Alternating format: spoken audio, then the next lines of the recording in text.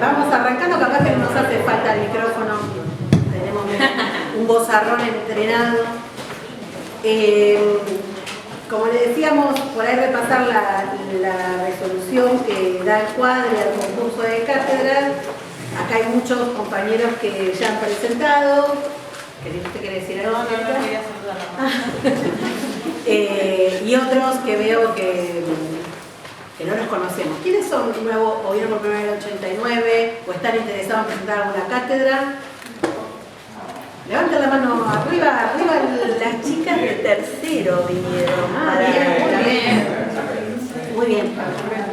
Nosotros particularmente convocamos a docentes de la institución porque en el marco de las resoluciones estamos planteando la transformación que se viene para el nivel superior y que es en el marco del nuevo régimen académico. Por eso es importante que estemos todos y porque solo vamos a hacer un avistaje sobre eso, luego ustedes tienen los documentos para profundizarlos y vamos a estar trabajando en una plenaria puntualmente por el RAC. También invitamos a docentes, hemos difundido, o personas que estén interesadas en la formación de formadores. Y por otro lado, de alguna manera también nos fuimos invitando a los estudiantes porque para entender algunas lógicas hay que saber.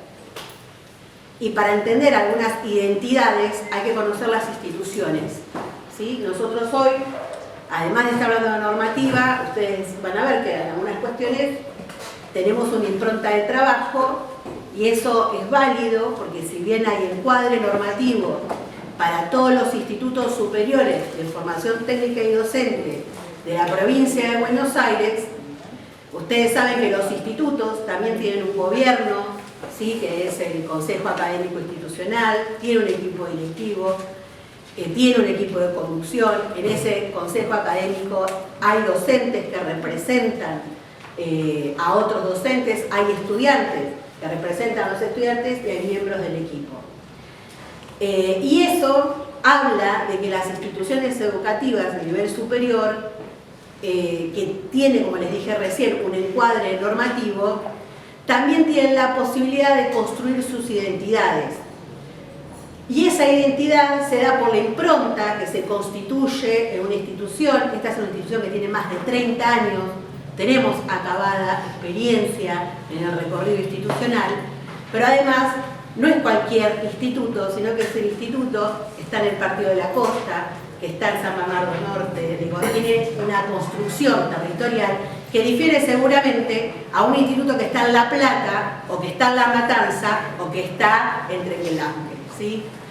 Hay algo de la identidad, y asimismo dista algunas cuestiones en relación al 186, porque la constitución del territorio nos da características y que se ven representados muchas veces en los proyectos de extensión e investigación que son parte del abordaje que vamos a hacer con la normativa de la 5886. Hago una sumatoria a eso. También la identidad se lo dan las propias carreras. Nosotros contamos con carreras técnicas y carreras docentes y eso también nace a la identidad institucional. Previo a esto que arrancó Laura, yo la voy a presentar para los nuevos y los viejos. Ella es Laura Otero, forma parte del equipo de conducción y es miembro del equipo de conducción y es nuestra jefa de área. Ricardo Bochman también es nuestro nuevo jefe de área y yo soy la secretaria. Lamentamos que no esté la directora, que está con un problema de salud, igual que la regente. Pero, como les adelantaba Laura, hay una asistencia técnica que es sobre las normativas de concursos, que la hicimos el año pasado con el inspector que también está en uso de licencia, Martín Soler, pero está subida en nuestra plataforma institucional y hay, continuidad de varias cuestiones de las que estuvimos trabajando el año pasado también. Igual hoy la vamos a retomar y la vamos a trabajar. Y sobre todo, esto que decía Laura, ¿no? ¿Por qué convocábamos también a los docentes que ya están en vigencia con sus concursos? Porque al cambiar el régimen académico marco, de lo que es el régimen académico de los estudiantes también, los modos de evaluar, los modos de acompañar, los modos de el hacer con el otro cambian. Y en tanto que se va a empezar a implementar esta nueva resolución, que es la 4196 del /24, necesitamos actualizar nuestros proyectos. ¿sí? La entrada en vigencia de este régimen académico empieza en el 2025 y va a ser progresiva, ¿sí? No quiere decir que todo lo que figura en el régimen académico ya se va a implementar en el minuto cero, sino que eso necesita, como decía Lau recién, más allá de la independencia institucional, que a partir de un proyecto de evaluación institucional, a partir de todo lo que tengamos que construir de este nuevo marco, eso va todo elevado a lo que son las distintas instancias jerárquicas de aprobación y elevación. Entonces, vamos a recorrer un trayecto de la novedad juntos también, ¿no? En relación a que va a haber algunas cuestiones que vamos a tener que elevarlas, ver cómo va a ser el plan de implementación y cómo lo vamos a tramar como estrategia territorial en el Partido de la Costa, en este instituto, en esta cátedra particular, en esta situación particular. Entonces, vamos a ir retomando algunas cuestiones del año pasado, de la 5886, es el marco que nos encuadra de concursos, su disposición 30, que es el formato de cómo vamos a armar nuestros proyectos de cátedra, y me parece, antes de meternos de lleno, también esto que decía Laura en relación al CAI, la funcionalidad de los equipos de conducción, el CAI, la democratización que el CAI nos habilita dentro de lo que es la instancia de evaluación de proyectos, está bueno saberlo porque está conformado por equipos de conducción, como decía Laura, jefes de área, especialistas internos, que son docentes internos, docentes externos y estudiantes que se renuevan cada 2 años. Entonces esa conformación del CAI hace a lo que es la democratización. Muchas veces tenemos urgencia, eso es gratuito, ¿no? Entonces muchas veces tenemos que coordinar estrategias para que todos ellos lleven adelante ese plan democrático. Bueno, la 5886, como decíamos recién, es la resolución que tenemos vigente de lo que es la presentación de concursos de cátedra. Esa 5886 me va a dar el marco en donde yo voy a poder confeccionar y cómo son los concursos de cátedra, en principio. Dentro de ese concurso yo, a diferencia por ahí de otros niveles, que estoy en un listado a partir de mi titulación y me anoto en un listado, el listado conformado dentro de la institución es a partir del concurso, ¿sí? Yo presento un proyecto, ese proyecto tiene 3 instancias de evaluación. La primera es la instancia del proyecto, que va a estar encuadrado en esa línea de resolución, por la disposición 30, que me va a dar los puntos que yo tengo que responder, ¿sí? Para tener en cuenta en ese proyecto.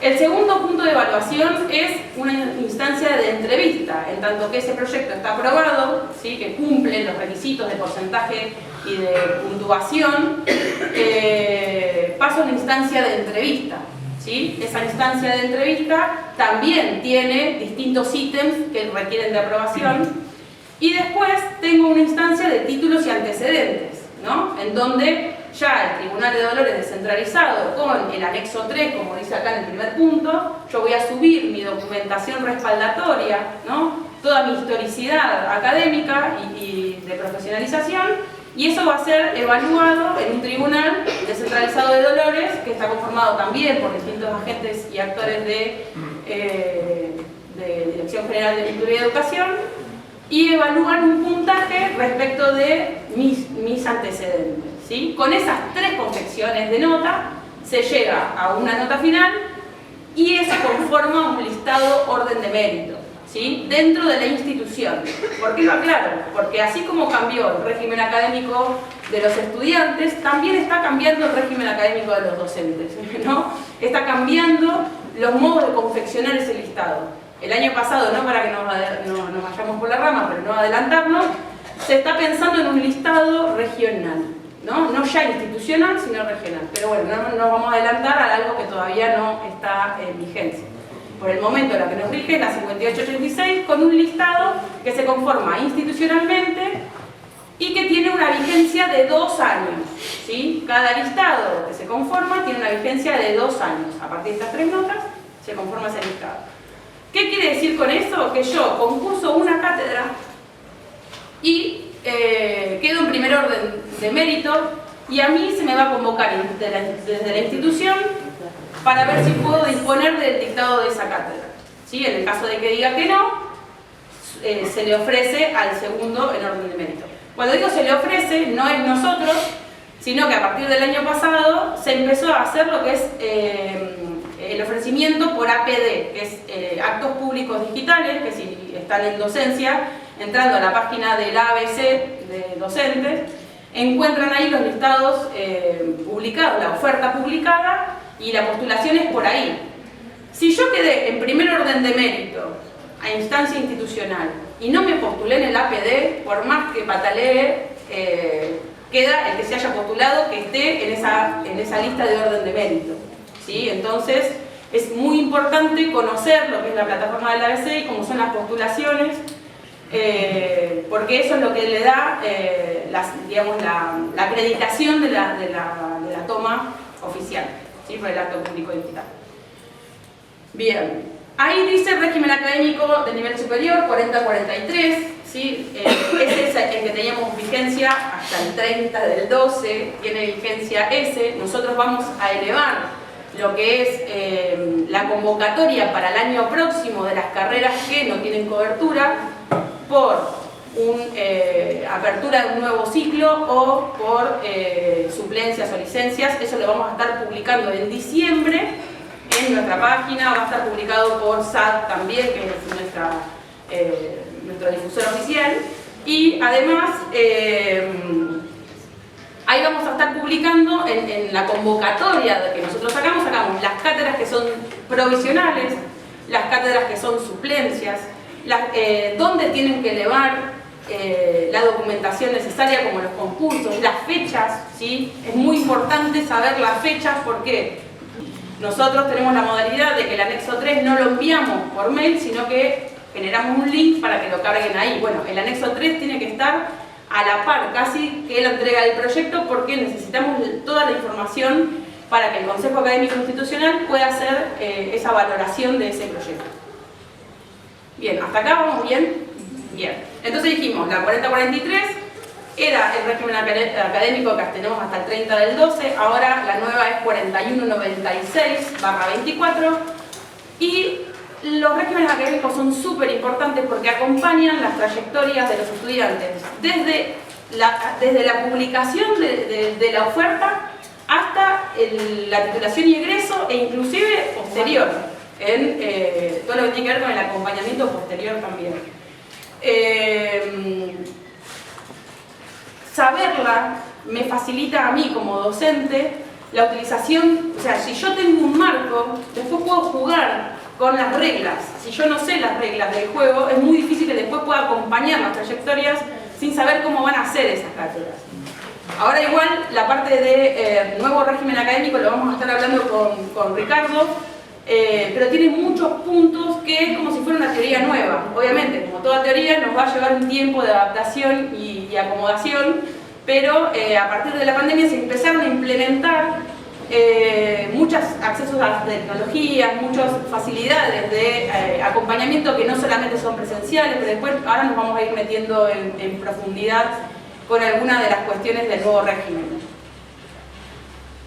Bien. Para yo armar un proyecto, lo primero que tengo que ver es, bueno, la incumbencia de mi título en relación a el diseño curricular de la carrera en la cual yo me estoy postulando, ¿sí? Nosotros, por ejemplo, les doy un ejemplo de la que más fácil me acuerdo. La carrera de enfermería, ¿sí? Tiene como base la resolución 854/16. Esa resolución, las resoluciones de la carrera de superior, tienen... digamos, están colgadas en el ABC, también las pueden buscar, y cada carrera tiene su fundamentación, ¿sí? Hubo curricularistas, hubo personas, equipo técnico y gente que diseñó un programa que me dice que para que salga un enfermero hoy en Buenos Aires, con una validez nacional, tiene que cursar tanta cantidad de materias, tantas horas de práctica, tantas horas de distintas cátedras que tiene en el primer año, en el segundo año y en el tercer año, que me valide para darle un título a ese sujeto, ¿sí? Entonces, ese diseño curricular, cada carrera tiene su propio diseño curricular y hay diseños curriculares que están cambiando también. Entonces, antes teníamos la 4952, primera de enfermería, y ahora tenemos la 854. Entonces, nos tenemos que adaptar a ese nuevo diseño que está vigente de esa carrera. Dentro de ese diseño curricular yo tengo la fundamentación de esa carrera, tengo un cuadrito donde me dice la cantidad de horas cátedras y qué materias son las que se van a dictar en el primero, segundo y tercer año en carreras técnicas o 4 años en carreras docentes. Hay una carrera técnica que es trabajo social que tiene 4 años, es la única salvedad. Y dentro de ese diseño curricular yo voy a tener los contenidos, ¿sí?, que me pide ese diseño curricular para llevar adelante esa cátedra. ¿Se entiende? Entonces yo tengo en el primer año de enfermería la materia de psicología. Dentro de ese diseño curricular me va a decir qué contenidos tengo que yo dictar y a lo largo de mi cátedra.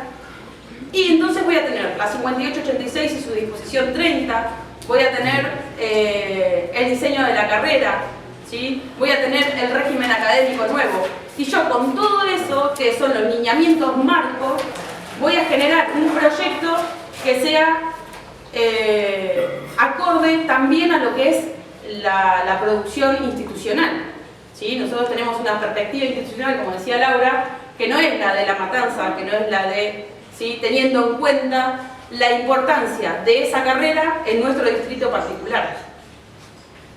Hasta acá vamos. Diseño curricular de cada carrera, actualizado. Hay un perfil del docente, ¿sí? Por más que yo sea psicóloga, ¿me puedo anotar en chocolatería de gastronomía? Sí.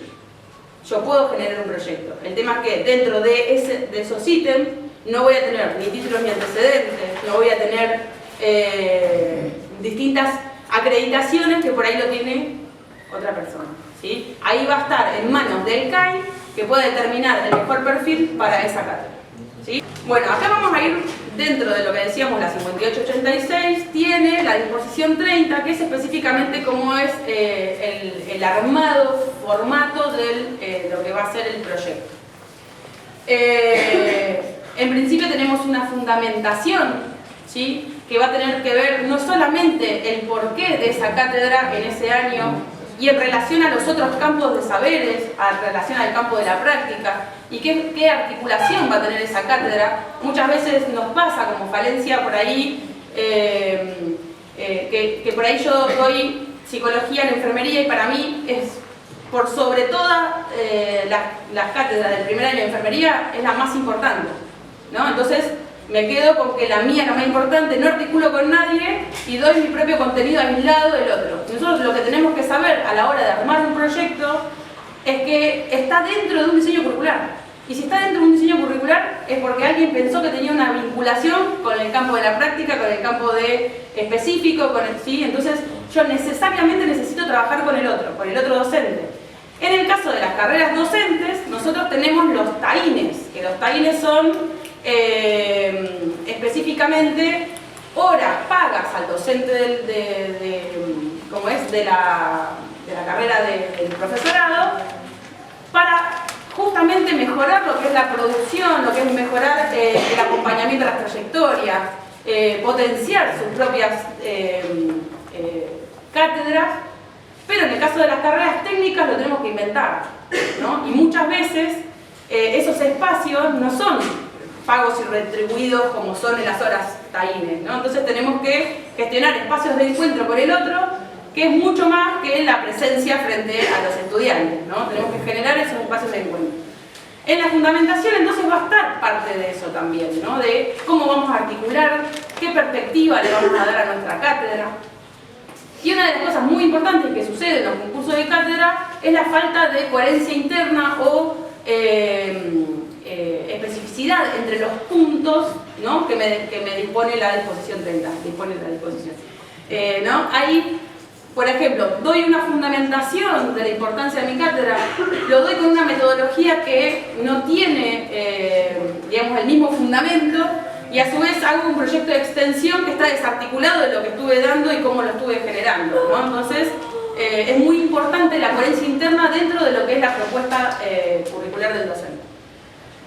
Expectativas de logro, criterios de reformulación y organización, contenidos académicos actualizados y contextualizados. Todos estos son los puntos que el CAI toma para evaluar un proyecto por sobre otro.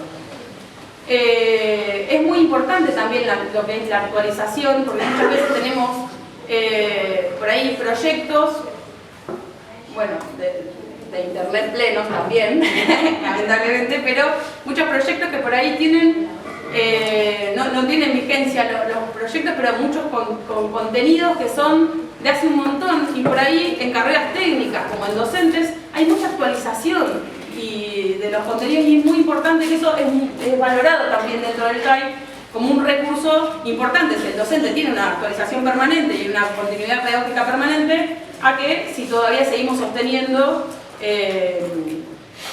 documentos que ya no van más. Bueno, esto de la coherencia interna también, intervención didáctica, esto también decimos mucho, ¿no? Bueno, yo doy esta metodología de enseñanza, preparo la evaluación con múltiple choice, y no me coincide la evaluación con la metodología de enseñanza, ¿no? Tiene que tener esa coherencia interna, y depende mucho del estilo y de la intervención didáctica.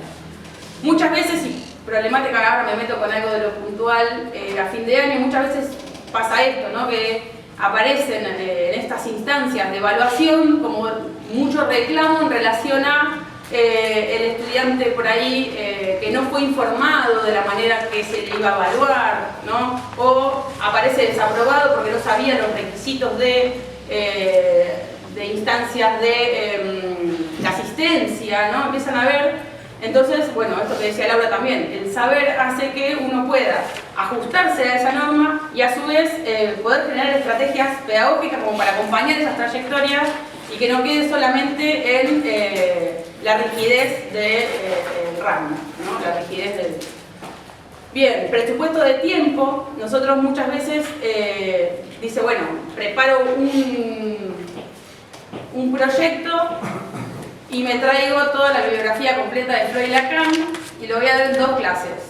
Es algo que no me coincide, ¿no? Y sobre todo teniendo el perfil, ¿para qué voy a dar Lacan y Freud por ahí específicamente toda la obra completa en una carrera que no hace al fin de lo que pueda yo llegar a saber en lo práctico de esa cátedra y el por qué? Ahí está bien la fundamentación y la coherencia interna del por qué esa cátedra en ese año con esa cantidad de horas, ¿no? Y en articulación, cuando pensaron en el diseño curricular, ¿por qué la pusieron en ese año y no en otro, ¿no? Entonces, es muy importante también saber manejar los tiempos. Obviamente, todo diseño curricular, toda propuesta curricular es un ideal, que después con los parapetos del año y con las cosas, ¿no? Tiene sus adecuaciones a la grupalidad, tiene sus adecuaciones a la institucionalidad, tiene sus adecuaciones, nos agarra una pandemia y tenemos que cambiar todo nuestro proyecto.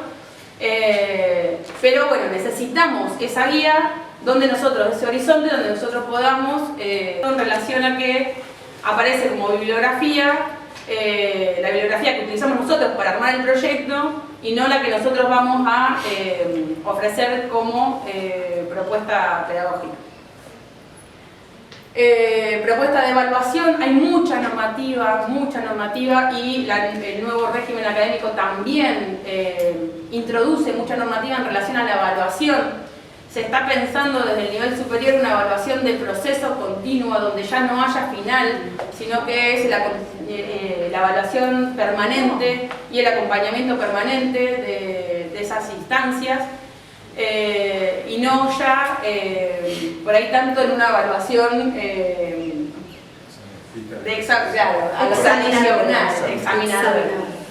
Sí, que es mucho más trabajoso, eso no lo vamos a profundizar ahí ahora, pero hay que entrarle para entender, porque si no vamos a entrar a una lógica en relación a la exigencia versus no sé qué, y en realidad que el planteamiento es mucho más laborioso, ¿no? Lo que nos están proponiendo requiere mucho más trabajo y mucho más tiempo en relación a cómo abordamos la evaluación, ¿sí?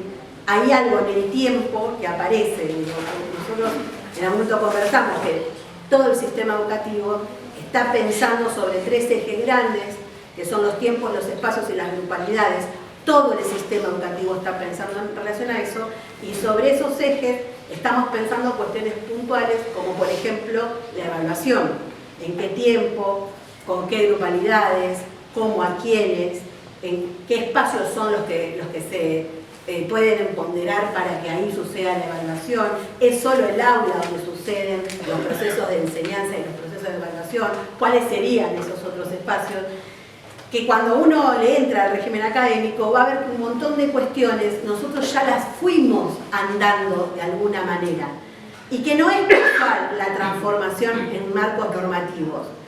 Fuimos andando porque el devenir de la propia historia social, cultural, educativa, nos permite revisar, mientras andamos con las prácticas, algunas cuestiones. Entonces ustedes, por ejemplo, van a ver que la idea de esto del trabajo intercátedra está planteado, que la evaluación de proceso y formativa, porque no es solo de proceso y continua, es formativa.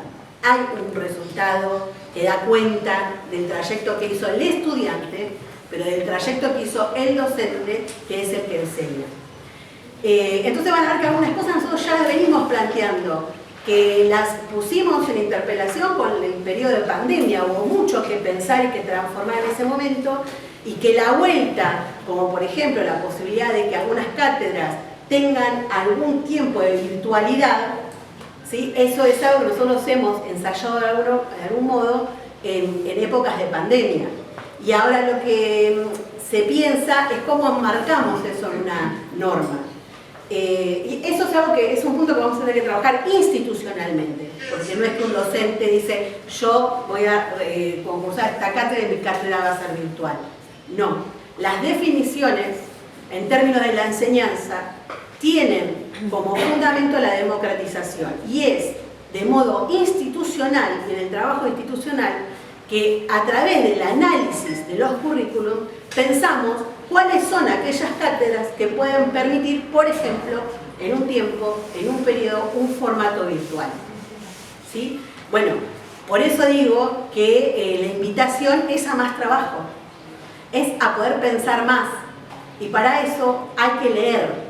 ¿Sí? Nosotros hemos compartido los documentos, en fin de año es un momento muy voluminoso para todos, pero hay que, para poder pensar, para poder discutir, para poder generar un encuadre, para tomar algunas definiciones institucionales, tenemos que sentarnos habiendo leído y habiendo problematizado esos documentos, para después ponerlos en conversación y tomar las mejores definiciones de manera democrática. ¿Sí? Bien. Y las propuestas de actividades de extensión e investigación, que también son fundamentales a la hora de lo que es la bajada territorial de nuestro propio acercamiento.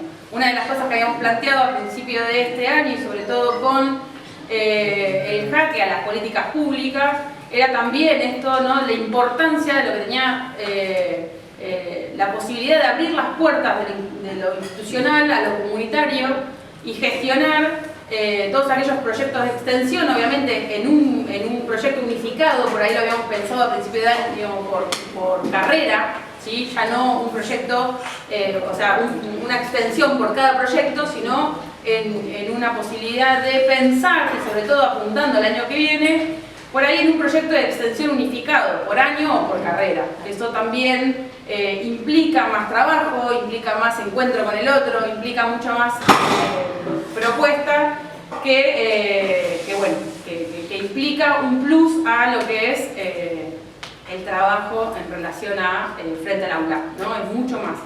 El año pasado, vamos a contar internas, propusimos, por ejemplo, no presentar lo que es el corte de mitad de año de un cuatrimestre y otro en relación a la entrega de avances académicos, y por ahí, ante, ¿no?, la falta de comprensión de lo que está disponiendo el nivel superior, ante por ahí un desconocimiento de lo que se está pensando institucionalmente, aparece como, bueno, yo no podía tomar evaluación. Y no era que no se podía tomar evaluación, sino que no era como requisito la entrega de ese avance académico para sostener las trayectorias, sobre todo en el nivel superior, que una de las gran problemáticas es el desgranamiento. No con esto es, que lo decíamos en broma el año pasado, de abrazar al estudiante, no significa eso el acompañamiento, sino que tiene que ver con todas las estrategias docentes, estrategias institucionales, estrategias económicas, estrategias que podamos llevar adelante para que esas trayectorias no queden truncas y podamos acompañar lo mayor posible pedagógicamente también a ese estudiante y que pueda finalizar. No quiere decir con esto que se piensa en aprobar por aprobar y que pase el que sigue y listo, me lo saqué encima, ¿no? Tiene que ver con la posibilidad de mejorar la oferta para que la demanda sea superadora.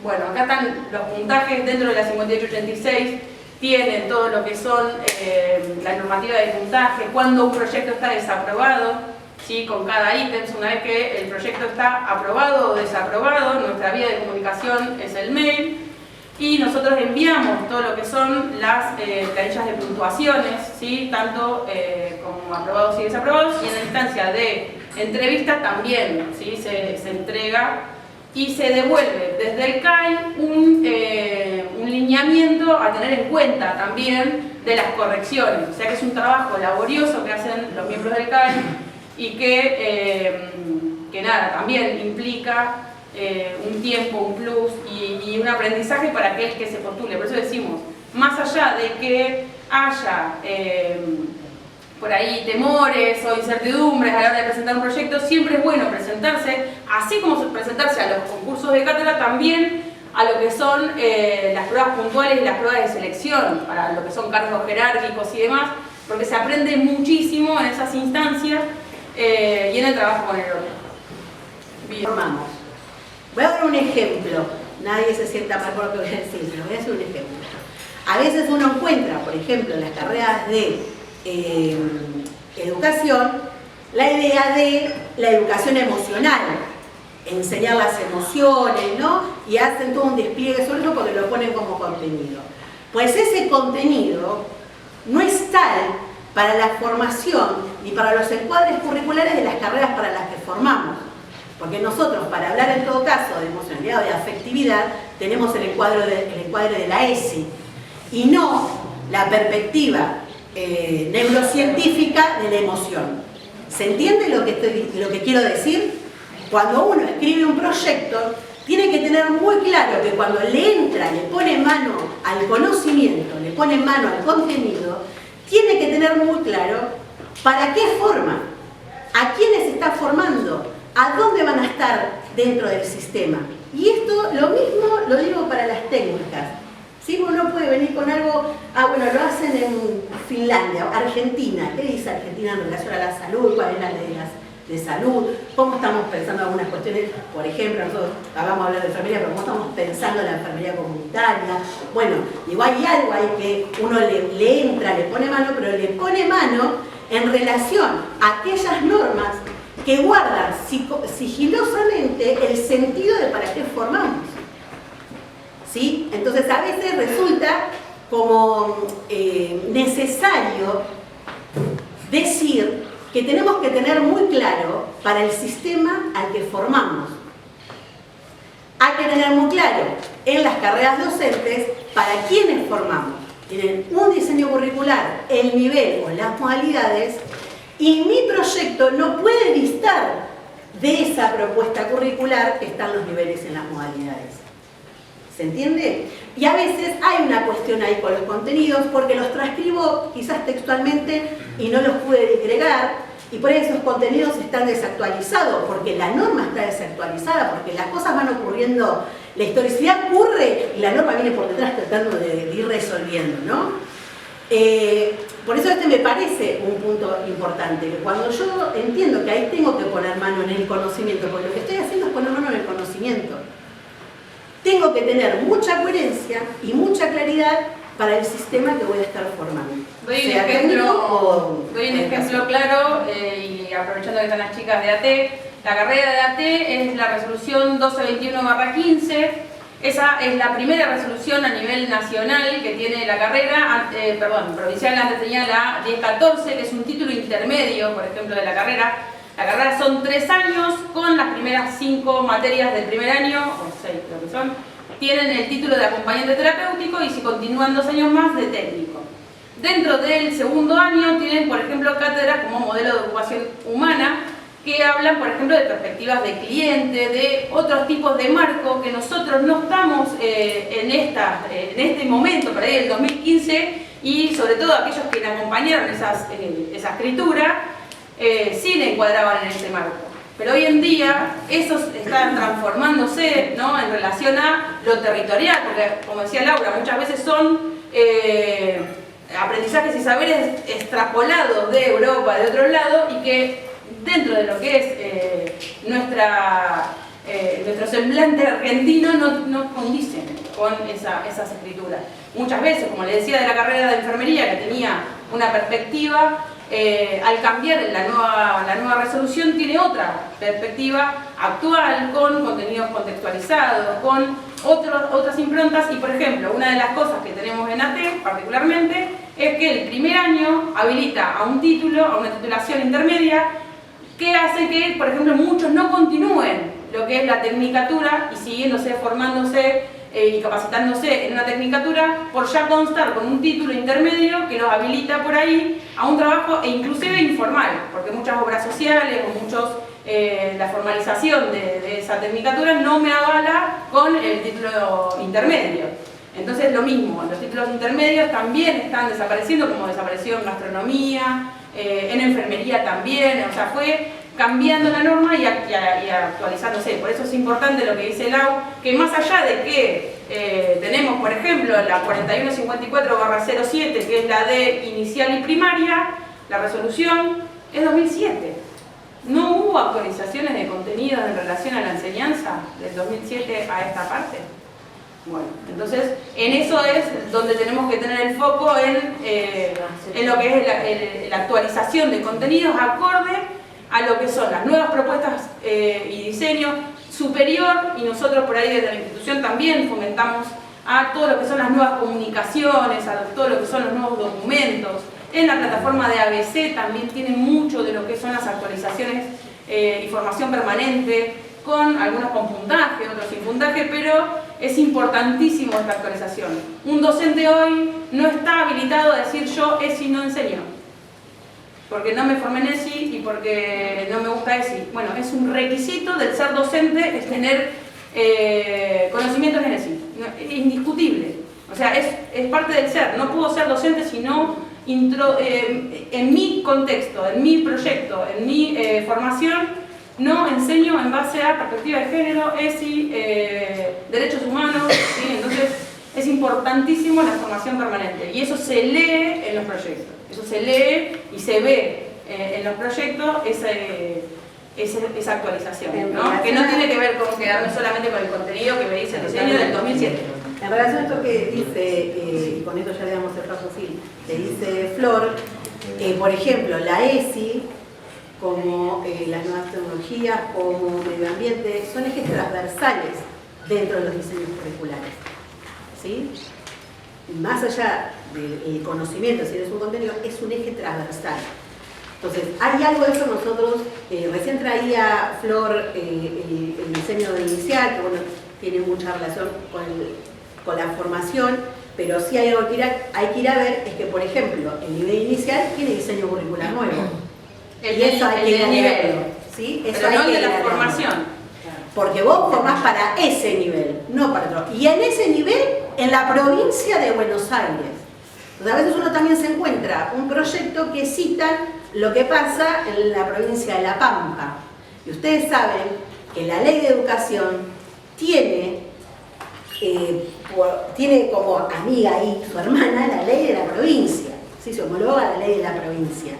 Entonces, la verdad que hay cosas que difieren dentro del mismo territorio nacional, aunque hay mucha cuestión que tiene que ver con un Consejo Federal y pautas federales. Pero es importante situarnos que construimos un proyecto para una carrera de formación técnica docente en este territorio, en la provincia de Buenos Aires, en el Partido de la Costa, en el instituto, ¿sí?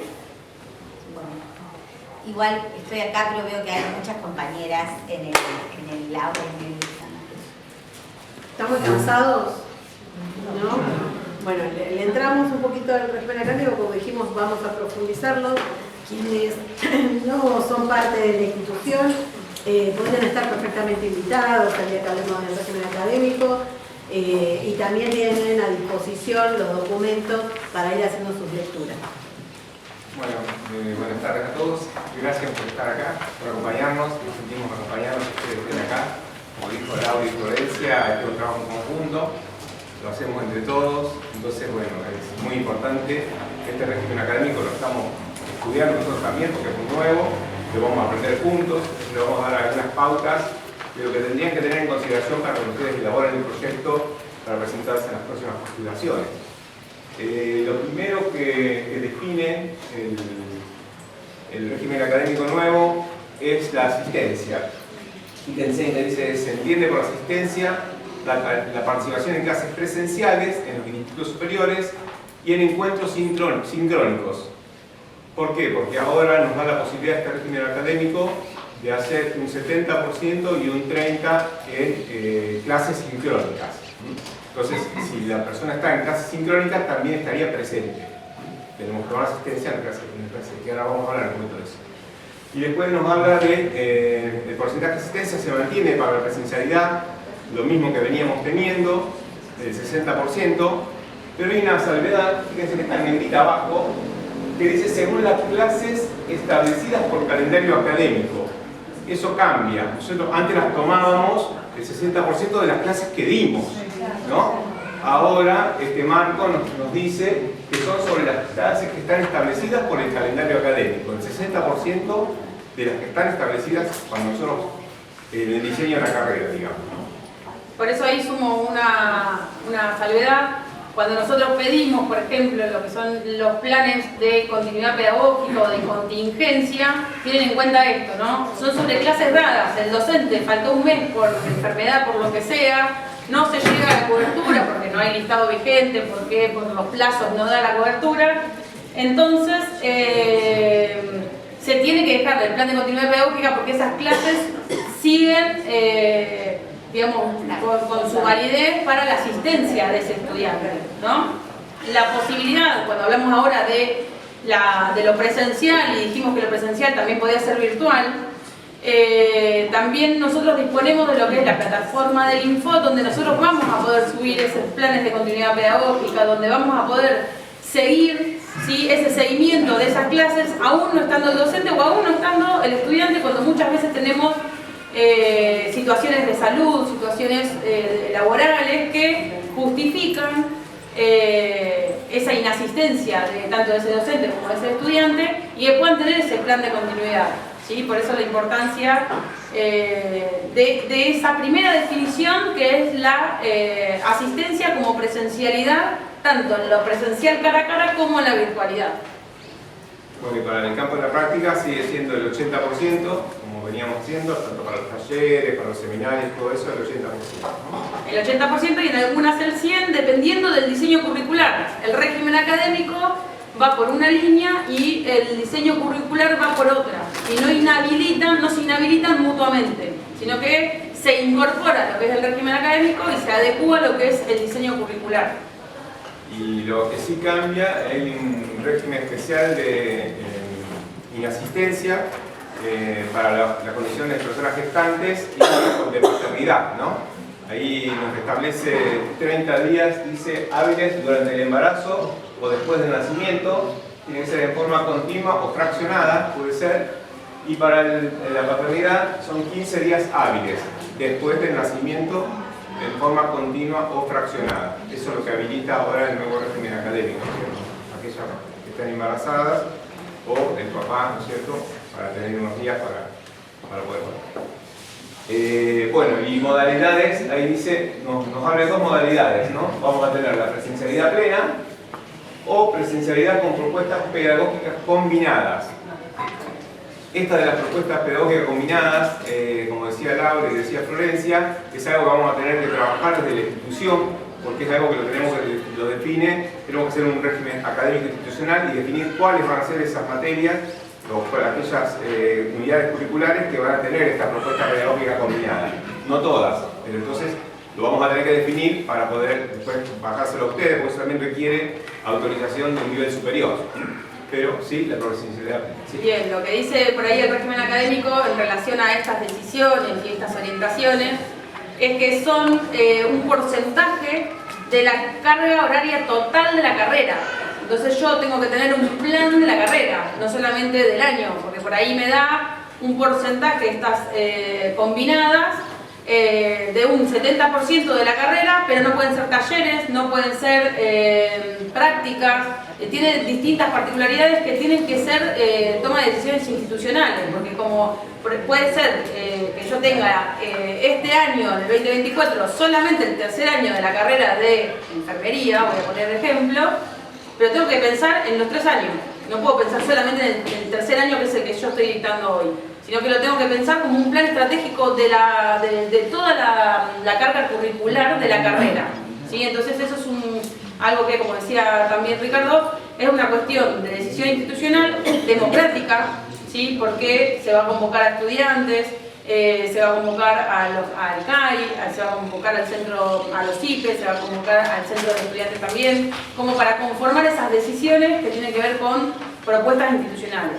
Para entender un poco qué es esto combinado, ¿lo tenés después específico? Bien, lo combinado, nosotros dijimos que una presencialidad plena tiene que ver con el encuentro cara a cara, ya sea con una pantalla, ya sea de forma presencial. Y la combinada tiene que ver con áulico, que puede no ser presencial, sino que necesariamente va a ser asincrónico. Yo lo voy a subir en una plataforma y eso tiene que, la plataforma a su vez tiene, después también vamos a hacer algunas capacitaciones en plataforma, que en su momento en pandemia lo pudimos hacer, pero por ejemplo yo puedo saber si ese estudiante se conectó, cuánto tiempo se conectó, si descargó el material, si no descargó el material, si yo doy una actividad para que responda para la semana próxima, ¿sí? Eso es lo asincrónico. O subo una clase grabada, ¿sí? De mi persona para que la puedan ver y repetir muchas veces y lo tienen asincrónicamente y yo puedo saber quién pudo haber accedido a eso o no, ¿sí? Pero ese material va a estar volcado y es un porcentaje de mi unidad curricular, no es el total, sino puedo trabajar asincrónicamente. Un Zoom, por ejemplo, un Zoom. No, el Zoom es... Bueno, para la presencialidad, es plena, es plena. Un Zoom es plena. Por eso que ya está como plena. Exacto, la asistencia de ese porcentaje que estábamos hablando, lo voy a tomar tanto en una lista en el aula como en el Zoom. Eso es plena. Eso es plena, ¿sí? Acá te lo dice, la presencialidad plena, te dice, se considera el acto educativo en el que la interacción pedagógica docente-estudiante comparten el mismo tiempo y espacio, tanto sea físico o virtual. O sea, vas a estar en un Zoom, pero tiene que ser sincrónico, no puede ser asincrónico. Y vas a tomar la asistencia de las dos maneras. Y te permite ahí un 70 y un 30. 70 presencial acá en el instituto y un 30 sincrónico a través de tecnología. Eso es lo que te permite. Ahí dice, un 70% de la carga de la unidad y un máximo, un 30 de sincronía mediada por tecnología. Pero deben estar especificadas en el proyecto, por eso se lo hablamos ahora, para que ustedes cuando armen el proyecto lo pongan. Eso sí lo van a poder poner porque eso ya está definido. Lo que no está es lo de las combinadas, pero esto ya está definido. Entonces pueden proponerlo en sus cátedras el 70 y el 30. Nosotros hoy hablamos de un presupuesto del tiempo, ¿no? Si yo en el presupuesto del tiempo calculo que mi unidad curricular va a tener unas clases, vamos a ponerlo redondo para que no me falte la matemática, 100 clases, 30 las voy a poder dar de manera sincrónica por una pantalla. Y esos horarios. Y un 70%. Son las prácticas del proyecto, No, pero el resto sí. El resto sí. Pero no necesariamente. No necesariamente, va a depender del proyecto de cada uno. Esto me habilita, pero no me obliga. Y si el estudiante vea que no tiene acceso, por ejemplo, a... Se debe garantizar eso, lo que dice la ley, que lo tenés que garantizar el acceso. Pero ahora, bueno, ahí nos adelantamos a la pregunta de Eri. Eri pregunta, bueno, aquellos docentes o estudiantes que no tienen el acceso, ¿no? Ya sea por edad, por economía, por lo que sea, a los medios digitales. En pandemia nos pasó que nos actualizábamos o quedábamos fuera. Acá no, porque aparece, después lo vamos a apuntar también, distintas figuras del ser estudiante, ¿sí? Entonces dentro de esas figuras del ser estudiante, me adelanto un montón, pero está el ser estudiante itinerante, que quiere decir que la materia de Moldería 1 se da en este instituto de manera virtual, presencial, PPC, combinada, lo que sea. Pero la dan en el 186, pónganle que tiene, o en el 200 de Pinamar, que tiene la carrera de textil y dan esa materia de otra modalidad, el estudiante puede decidir irse a Pinamar a cursar esa materia. ¿Sí? Y va a traer la nota de otro instituto y se va a acreditar esa nota traída del otro instituto porque ese sujeto se llama itinerante. ¿Sí? Ya no va a ser. O por ejemplo, nosotros compartimos alguna materia. Esas materias itinerantes también tienen decisiones institucionales que lo estamos definiendo. Pero si yo como docente presento un proyecto que tiene un 70-30 de virtualidad y me adecuo a la posibilidad que me brinda el diseño curricular, esa va a ser la condición de acreditación en este instituto, en esta modalidad, con este docente. ¿Sí? Y el docente lo tiene que dar, tiene que ser físicamente desde acá, si no hay... Robot todavía no contrata. Es decir, puede ser dado del lugar donde tenga los medios de la carga horaria, si la tiene que cumplir acá o no. En principio, generando las condiciones, igual eso también está en revisión y está en implementación, y cómo va a ser, es una de las preguntas que hice yo al nivel, en relación a cómo va a ser la supervisión de los equipos respecto de esta modalidad. Todavía no me respondieron, pero bueno, nosotros vamos a tener, como va a ser una plataforma unificada de la institución, y es el Infod, la plataforma que nos invita Superior a utilizar, no va a ser otro tipo de plataformas, nosotros tenemos acceso. Como el aula virtual, yo uso el aula virtual, por eso pregunto. Un paréntesis, y que me parece importante para aliviar las ansiedades, es que todavía estamos en un periodo de consultas, ¿se entiende?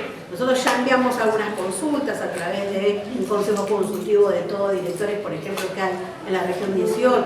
Vuelvo a decir que el 3 de diciembre hay un encuentro en La Plata con el nivel y ahí se va a dilucidar otras cuestiones. Nosotros estamos dando la generalidad de lo que seguro la mayoría de ustedes ya leyó los documentos que les fuimos enviando. O sea, nosotros estamos repitiendo algunas priorizaciones, porque soy una mujer de mucha fe, entiendo que ya todos lo hemos leído, entonces estamos tomando algunas priorizaciones. Pero esta idea tácita, ¿sí? la tenemos que flexibilizar. Ahora, estamos en plena construcción, en construcciones y definiciones institucionales, y también estamos con las propias dudas, que no solo nos pasa a nosotros, sino que también a los otros institutos, y de a poco vamos a ir recibiendo documentos que fortalezcan, documentos que clarifiquen, respuestas que van a ampliar, ¿sí? Entonces, lo que nosotros estamos hablando es de la generalidad que hablan los documentos. Sí. La implementación de un nuevo régimen es a partir del 2025. Más no está definido qué aspectos entran en vigencia a partir del 2025. Algunos sí, algunos ya están dados. Los que no corren la digamos, la asistencia. definición institucional. ¿Qué más? Lo único que todavía está como en una situación de que todos estamos viendo cómo lo vamos a resolver es la definición de las carreras que van a poder tener cierta particularidad, es el punto 1. Después, en la medida de que vamos a implementar las características de los tipos de trayectorias y estudiantes que vamos a tener, pero entendemos que esa implementación también va a ser inmediata. Nosotros estamos presentando dudas en relación a la implementación de los porcentajes asincrónicos, sincrónicos. ¿Por qué? Porque eso nos urge para poder dar respuesta y orientaciones a quienes van a concursar en el mes de febrero, ¿sí? Al que va a concursar el mes de febrero y al que tiene que reactualizar su proyecto.